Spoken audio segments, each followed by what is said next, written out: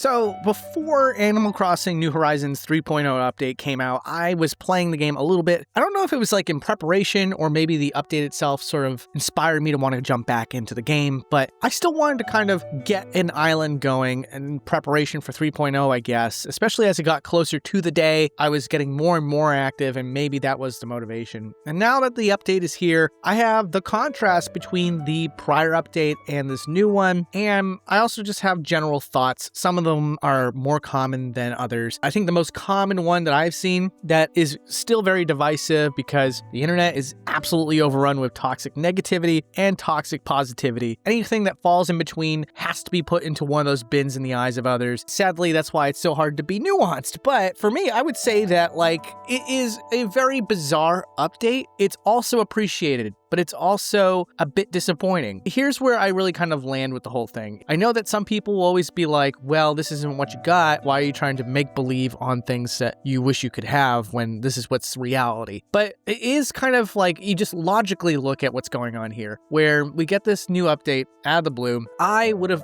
absolutely been on board with paying like $40 or something, maybe even full game price, if the content was like Tears of the Kingdom level of extra content added to the world of Animal Crossing New Horizons. I want like an actual expansion pass that is worthy of a full game price, because Animal Crossing New Horizons is a great game, but it was inherently flawed. There was so many things that just didn't work right, like things that were so obvious to any casual player in terms of how to make the quality of life of this game better, as well as just a lot of features sort of stripped away that was notable in past games, like villagers being less talkative or having less things to say, or their personalities are less vibrant than they were in past games, in favor of just giving you items and giving you emotions and stuff like that. Basically serving the customability of the player. This entire game is overtly focused on self-expression and far, far less about what the original Animal Crossing was all about. And I think that's fine. I like the game for what it is, but at the same time too, if you were to have done an expansion that had a lot of focus in the areas where this game sort of falters, you could make the best Animal Crossing game. I don't even really want Animal Crossing to start from the ground up again. I would much rather see huge improvements to the game that has already come out, and way more stuff to collect and way more things for the villagers to say. I don't think that you can do that at the cost of a brand new title made from the ground up. I don't even think that, again, I don't think it's necessary. But what we ended up getting was a long overdue update. There was some great quality of life improvements. Like, for example, I think my favorite one is that you can use crafting materials from your home storage. That is massive. Like, now there is incentive to just dump everything you collect into your storage and then just go off and start building things. It feels way better to want to build when you don't have to run back to your house to grab stuff. And make sure you grab the right stuff on top of that. That's my favorite quality of life improvement. And there's many things that, like many players have said in the past, that were just long overdue, like being able to craft multiple items at once. Like, you can create up to 10 now. That's massive. And also being able to move horizontally with your character so that it's easier to drop things like fence pieces or change up the terrain. But the thing is that I don't think it's perfect still. I think there's lots of things that the game could still add that, again, it could just be free, frankly. Like, for example, just like a license to terraform the island without doing it manually. Like, just being able to do like the top-down perspective thing that you can do in your own house. I would love to see terraforming done in that sort of way, especially with the mouse controls added to the Switch 2 version. The other thing that is bizarre is that the only thing that really costs money is to upgrade it to the Switch 2, but it is, I would almost go as far to say as it's a scam, frankly. The way that they improve the resolution is with a post effect.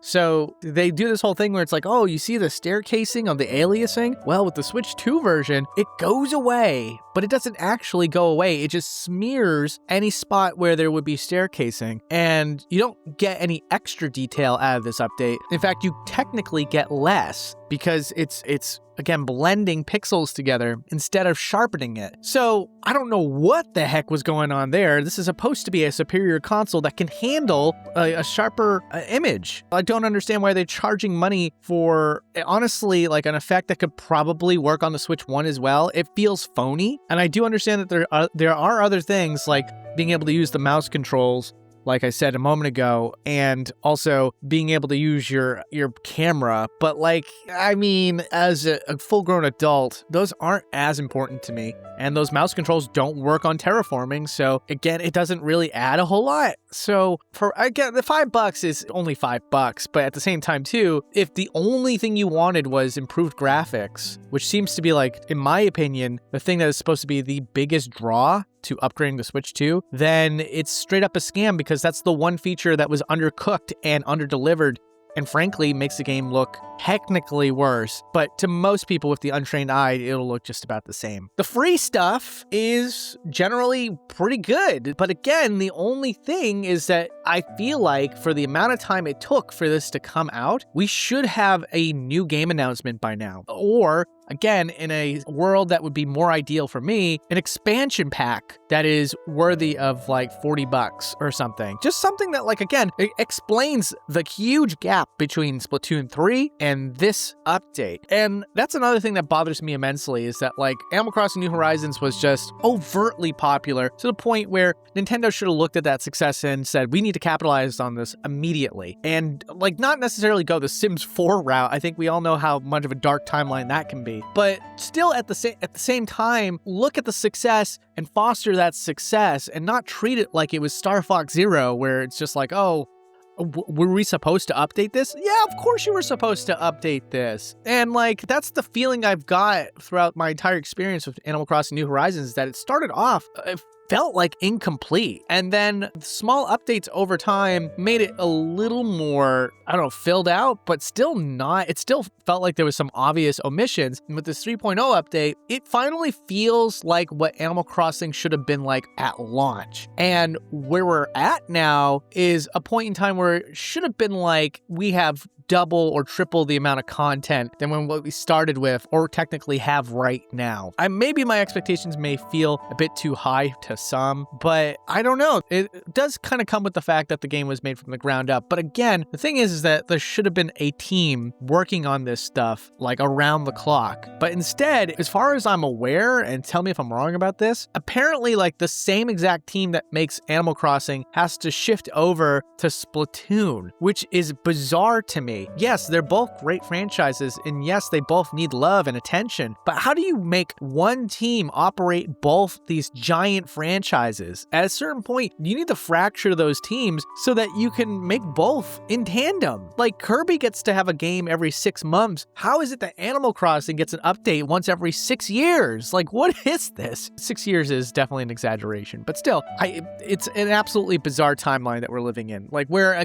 a game I actually really enjoy that also happens to be incredibly popular is still underserviced. That seems to be the most strange thing out of my entire fandom as a Nintendo guy, I guess, is that normally it makes sense that the franchises or the IP that I love from Nintendo take forever to get a release, like Star Fox or Metroid, because they don't technically sell that great. And so it's just very rare to ever see them kind of see the light of day. And it's really exciting when you finally see them. But Animal Crossing is like one of Nintendo's most successful IP, and yet still it feels like that it's like being treated like a Pikmin game almost, that it's not that important to keep the ball rolling. And I think that's where it all kind of comes together, that like, while I am thankful that there is Animal Crossing anything and that there is stuff to derive from this update that is appreciated, it still feels like a huge underdelivery. Like, we waited for Splatoon 3 to run its course, and in between that time, between Splatoon 3 and now, we should have seen something way more substantial than what we got. Instead, we just got this little free update that is worthy of its price of admission, which is free. All I'll say is that it's just a confusing thing. It's like, as a consumer that really wants to get the most out of this game that is a brilliant idea and has brilliant directions that it's gone in, we want to see it hit its peak. We want to see like a game that is worthy of its own success.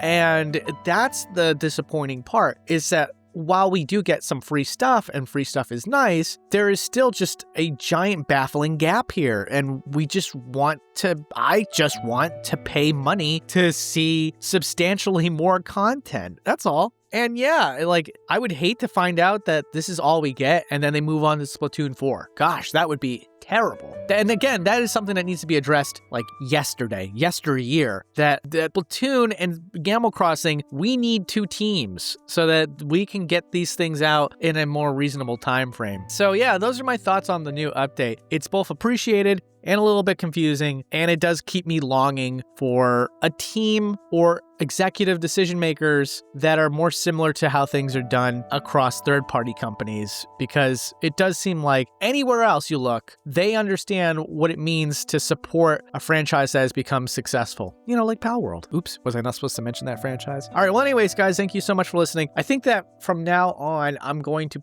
probably put a lot more effort into this channel. I don't expect this video to do well at all. I just wanted to speak to my hardcore fans that probably forgot that this channel existed and remind you that I do know of this channel, and much like Animal Crossing, I think I'm going to deliver in a way that is similar to the theme of this whole entire video. I think that although you got a small update, right, the next video should be a lot more impressive. I want to do essay videos now. This is what I think I'm going to turn this channel into, and hopefully I make you guys proud. I make you some content that you really enjoy and that you can tell your friends about. Until then, I'm going to be working on it. All right, I'll see you guys later.